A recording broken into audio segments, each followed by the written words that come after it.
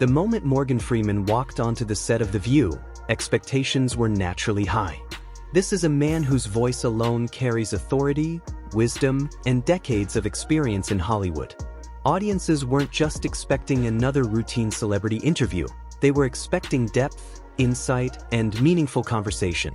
Freeman was there to discuss his Netflix documentary Life on Our Planet, a project that explores Earth's history through extinction events, evolution, and the fragile balance of life itself. It was the perfect opportunity for a thoughtful and engaging discussion. But almost immediately, it became clear that things weren't going to go as expected. Instead of diving into the deeper themes of the documentary, I'm one of those people who's very, very interested in this subject, life on the planet. You understand that today, life on the planet is in a little bit of trouble. And we're the cause of it. That's right.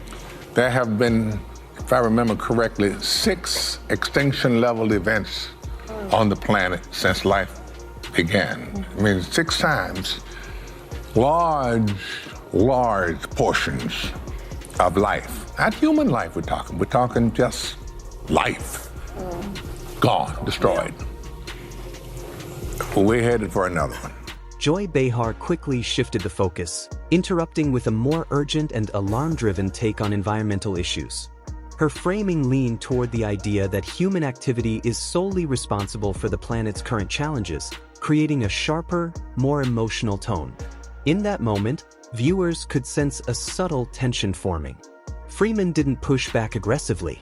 Instead, he responded with quiet confidence, offering a balanced perspective without dismissing the concern entirely. It was the kind of response that didn't seek to win an argument but rather to elevate the conversation. And yet, instead of building on that moment, the discussion moved. Well, it's tenacious if we would just leave it alone. Leave it alone. I mean, the human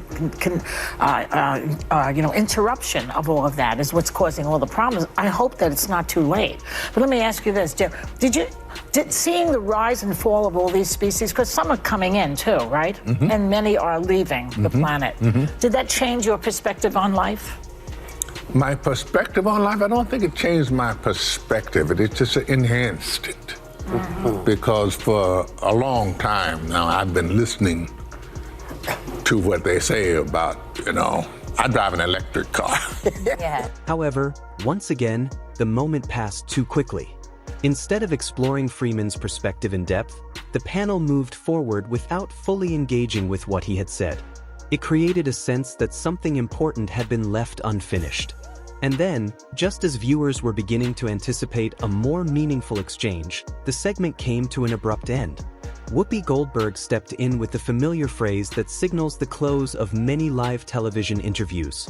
They had run out of time. Just like that, the conversation was over.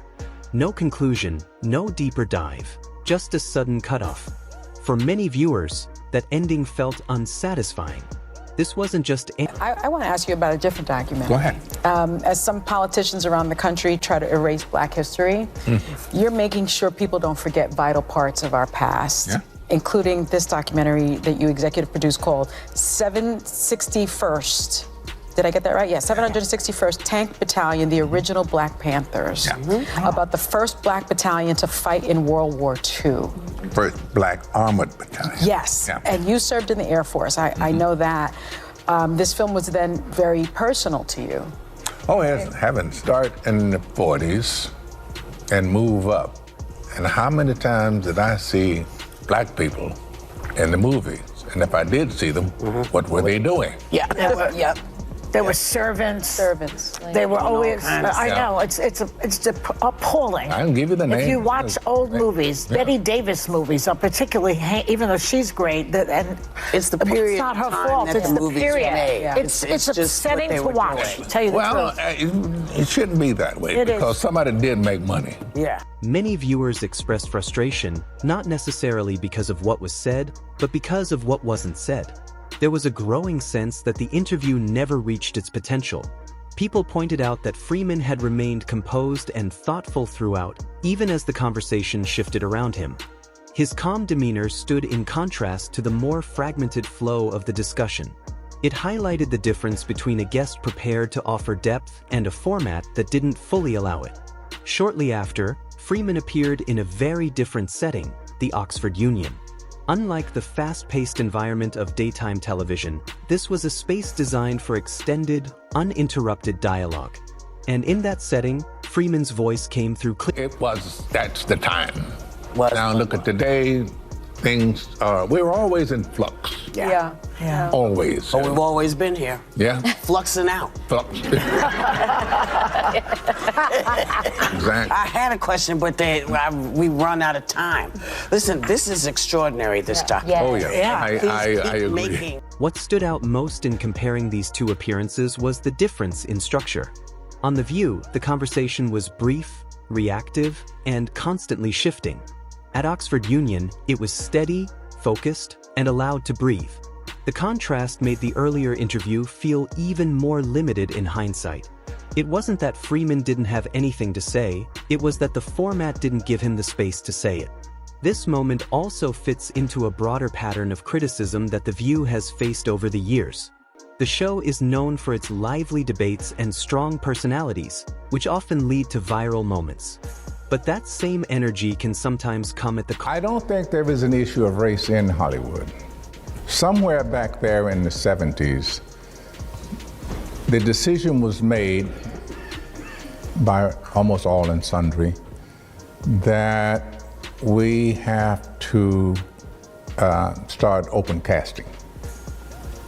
Now, if you look on television, you pretty much see the range of cultural, that's not the right word because we all belong to the same culture. We just, anyway, but you see everybody. And I think that Hollywood learned in the 70s, oh, here's reality. Isaac Davis directed a movie called Cotton Comes to Harlem. It made hundreds of millions of dollars. And of course, Hollywood is colorblind. It only sees green. In the end, the situation wasn't defined by conflict or confrontation. There was no dramatic argument or explosive moment. Instead, it was defined by something quieter, a sense of missed potential. Freeman remained steady and composed throughout, offering insight whenever he had the chance. But the structure of the conversation never quite matched the level of depth he was ready to provide. And maybe that's what made this moment resonate so strongly with audiences. It wasn't about what went wrong in a dramatic sense. It was about what could have gone right. A rare opportunity to hear from one of